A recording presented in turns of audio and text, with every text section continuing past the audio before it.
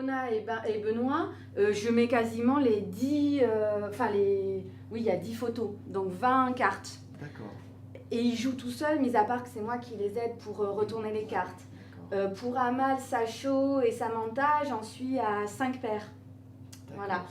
Et voilà, ils ont des niveaux, voilà, et puis il faut plus ou moins intervenir soit pour les aider pour retourner les cartes, et puis voilà, pour les encourager, pour que ce soit chacun son tour, ça aussi c'est, voilà.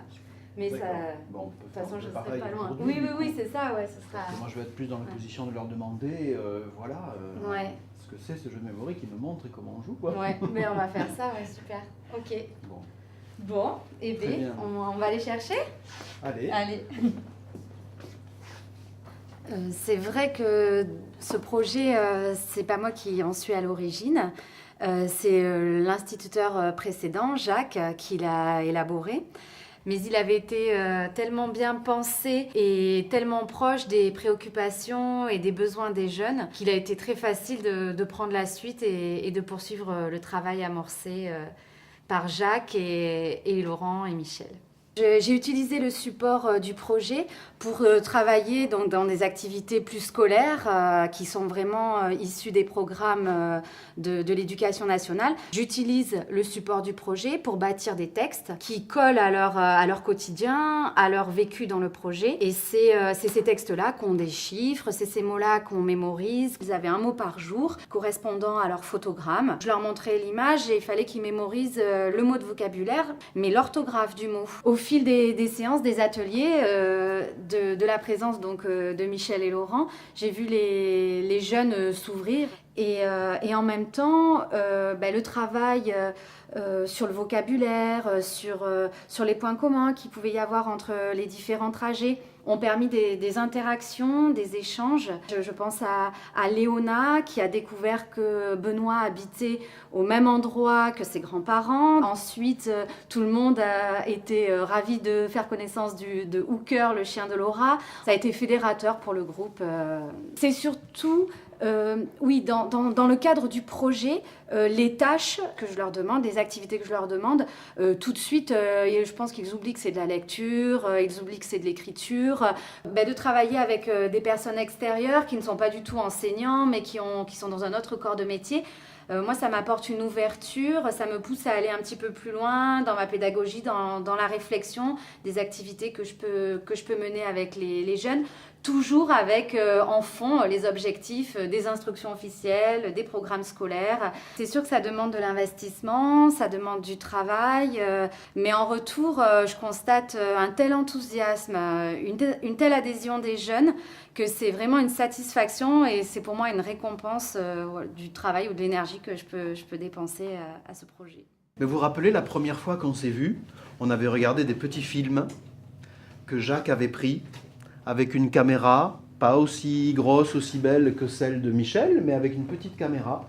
Et il avait pris le film de votre trajet pour venir de chez vous jusqu'à l'école, si vous vous rappelez.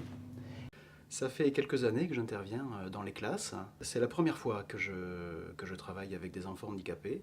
Et c'est vrai qu'au début, ça me posait plein de questions, en effet. Comment on établit le contact, comment on échange. J'imaginais plein de choses différentes, en effet. Et finalement, j'en retire pas une méthode ou une façon de faire particulière. Ça a été assez spontané.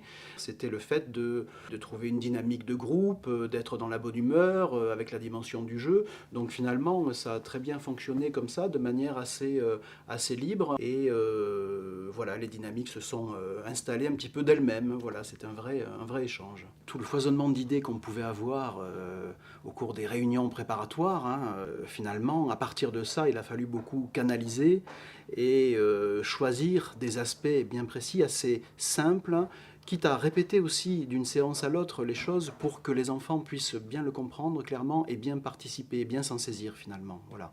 Donc ça, c'était aussi une expérience particulière de devoir aller à l'essentiel et de faire s'enchaîner les choses depuis le point de vue des enfants qui soient simples et en même temps intéressantes, ludiques, enfin qui puissent s'y sentir à l'aise.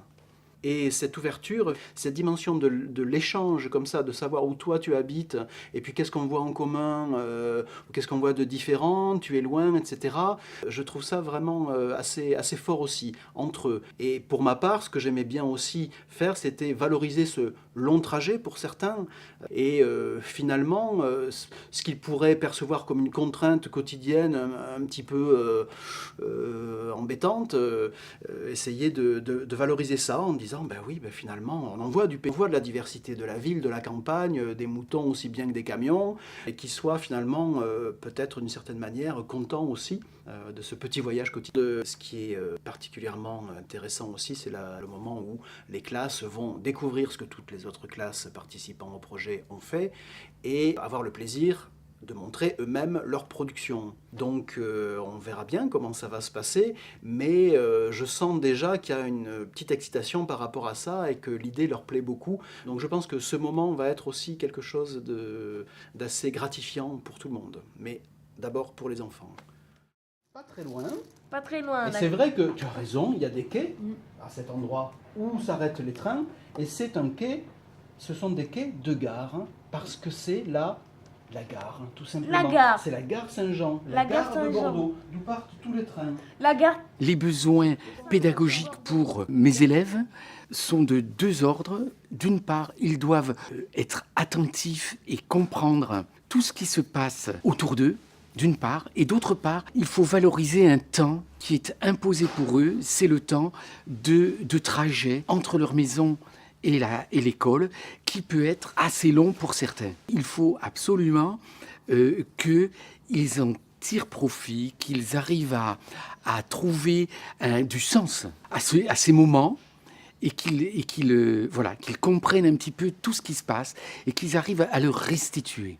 Donc, je me suis dit que là, il y avait certainement à investir de l'apprentissage dans tous ces moments où, finalement, on reçoit. S'ils ne comprennent pas ce qui se passe, ils restent à ce moment-là sur le bord et ne s'autorisent pas ni à intervenir, ni à comprendre, ni à trouver des explications. Et donc, ils se pénalisent et de ce fait même, ils ne vont pas pouvoir restituer, ils ne vont pas pouvoir être acteurs de la scène à laquelle ils ont assisté. J'ai commencé à bâtir un projet autour de cette idée force. Voilà, c'est un petit peu le sens de ce projet. Et cette pédagogie veut, sous forme agréable, sous forme, oui, ludique, introduire du travail de mémoire, du travail d'attention, du travail de compréhension sur tous les moments du trajet entre la maison et l'école. La difficulté supplémentaire qu'il y a par rapport à un projet ordinaire, c'est que je partais à la retraite et donc j'étais amené à élaborer le projet, à trouver les intervenants et après le projet m'a échappé. Et donc, pour être réalisé, pour être concrétisé avec Michel, Laurent et Armel. Et finalement, ce que j'ai pu en voir au cours de son élaboration, au cours de sa réalisation, m'a pleinement satisfait et j'ai compris qu'il était gagné et qu'il rentrait tout à fait dans l'esprit dans lequel je l'avais conçu dès le départ.